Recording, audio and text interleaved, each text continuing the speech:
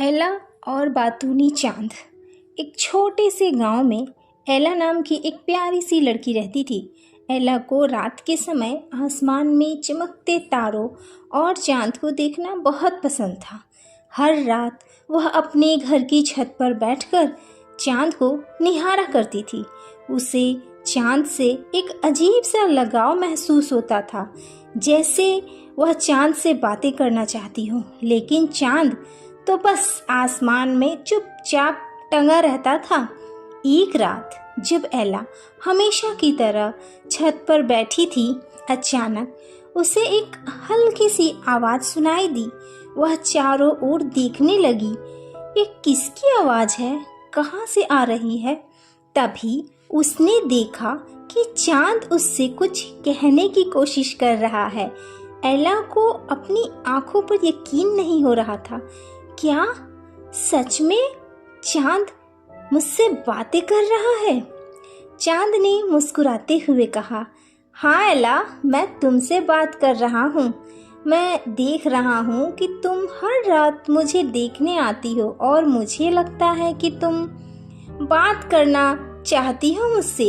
एला ने आश्चर्य और खुशी से पूछा, क्या तुम सच में मुझसे बात कर सकते हो?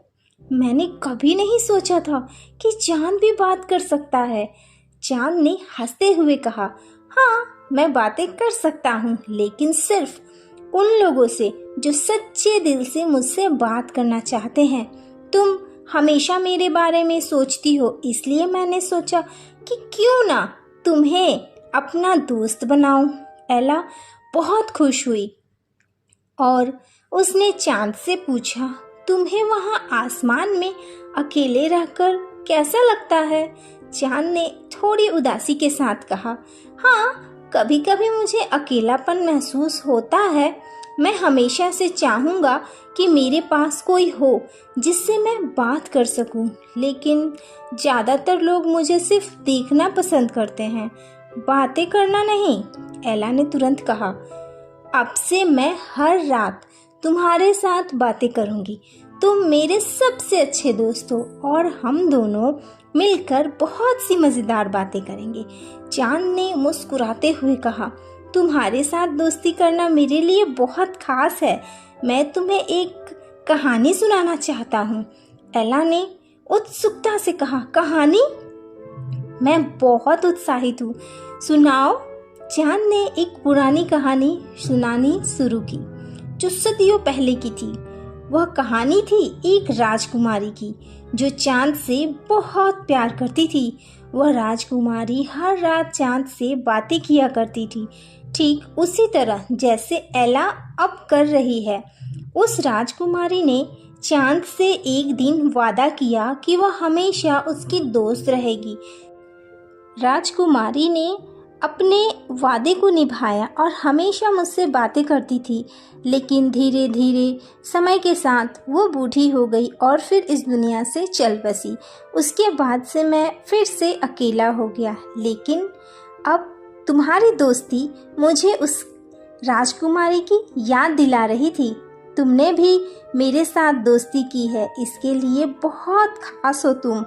एला ने मुस्कुराते हुए कहा, मैं भी तुम्हें कभी अकेला महसूस नहीं होने दूंगी। हम दोनों हमेशा साथ रहेंगे और मैं तुम्हारी कहानियाँ सुनती रहूंगी। इसके बाद से एला और चांद हर रात बातें करने लगे। एला ने चांद से अपनी स्कूल की बातें की, अपने दोस्तों के बारे में और अपने सपनों के बारे में बताया।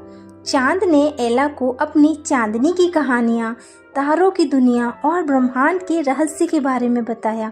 एला को चांद के साथ वक्त बिताना बहुत अच्छा लगता था।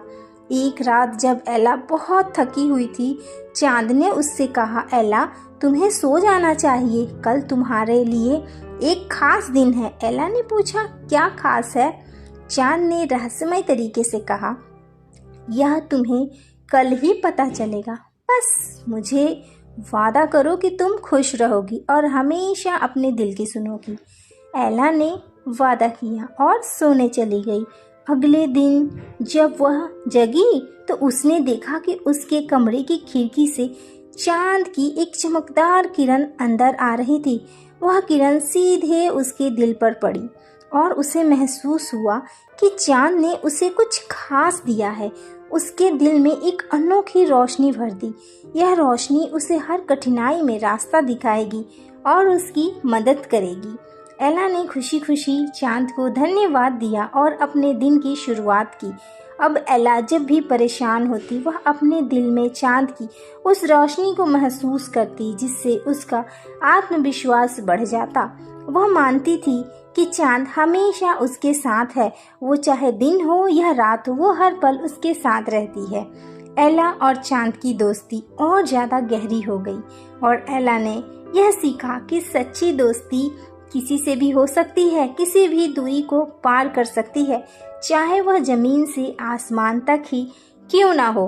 उसने सीखा कि अपने दिल की सुनना है और अपने दोस्तों के साथ हमेशा सच्चा रहना है। तो इस कहानी से हमें भी यह सीख मिलती है कि सच्ची दोस्ती दूरियों को नहीं देखती।